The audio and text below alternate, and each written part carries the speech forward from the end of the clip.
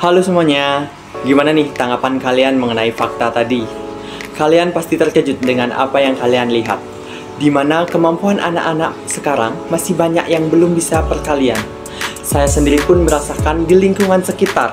Saat saya mengajar TCG, banyak anak-anak yang sudah kelas 5 bahkan sudah SMP masih belum hafal atau belum bisa memaknai perkalian. Nah, untuk itu yuk simak terus video ini untuk mengetahui lebih lanjut. Semoga informasi yang saya akan berikan ini bermanfaat untuk kita semua. Sebelum itu, izinkan saya berpantun. 2, 3, kucing salih. Nak perkenalan boleh?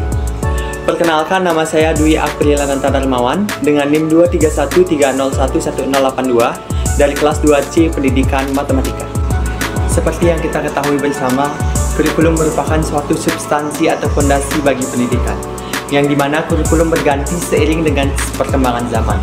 Maka dari itu, fungsi kurikulum sangatlah penting bagi dunia pendidikan.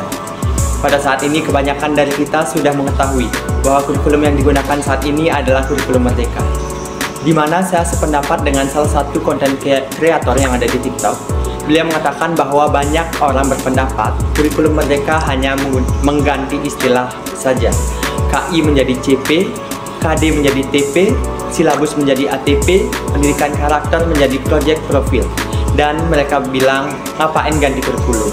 Toh sama saja. Kebanyakan konten kreator di media sosial membuat konten yang seperti saya ucapkan sebelumnya. Jika dilihat buku panduan kurikulum merdeka, esensi dari CP, ATP, dan P5 tidak sama dengan KI, KD, silabus, ataupun pendidikan karakter. Adapun beberapa komentar dari masyarakat di akun media sosial mengenai kurikulum merdeka sebagai berikut. Dengan adanya capaian pembelajaran yang dicapai per fase, dampaknya adalah materi pembelajaran lebih sesuai dengan kebutuhan murid, tidak terlalu banyak. Waktu dulu karena KD-nya banyak, materinya banyak, sebagai guru takut untuk membuat pembelajaran yang ini itu, pembelajaran yang bervariatif. Di mana akhirnya ngajarnya ya seperti ini, ngajar ngasih tugas, dan ngajarnya pun menjadi terburu-buru karena harus memenuhi materi yang banyak. Sebenarnya bisa diakali dengan integrasi antar KD, tetapi karena tidak diatur di dalam kurikulumnya, banyak guru yang saklek harus menyelesaikan semua materi, di mana yang menjadi korban adalah murid.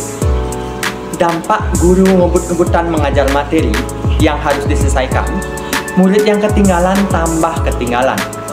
Salah satu kejadian yang terjadi adalah yang sedang saya bahas kali ini. Murid yang masih belum paham dalam perkalian dipaksa untuk terus mengikuti pembelajaran, padahal masih belum paham tentang perkalian, yang ujungnya murid akan mengalami kesulitan untuk mengikuti pembelajaran lebih lanjut. Setiap tujuan pembelajaran harus bisa seperti ini. Sebelum ke materi pembelajaran, guru melakukan asesmen awal, memetakan kesiapan dan kebutuhan murid, merancang pembelajaran diferensiasi berdasarkan kebutuhan dan kesiapan murid. Sepanjang proses pembelajaran, selalu ada asesmen formatif untuk mengetahui ketercapaian kompetensi murid. Harus memberikan umpan balik yang terus-menerus ke murid. Dan terakhir, asesmen sumatif. Pembelajaran yang seperti ini diharapkan mampu lebih mendalam, lebih berkualitas, dan pastinya tidak terburu-buru.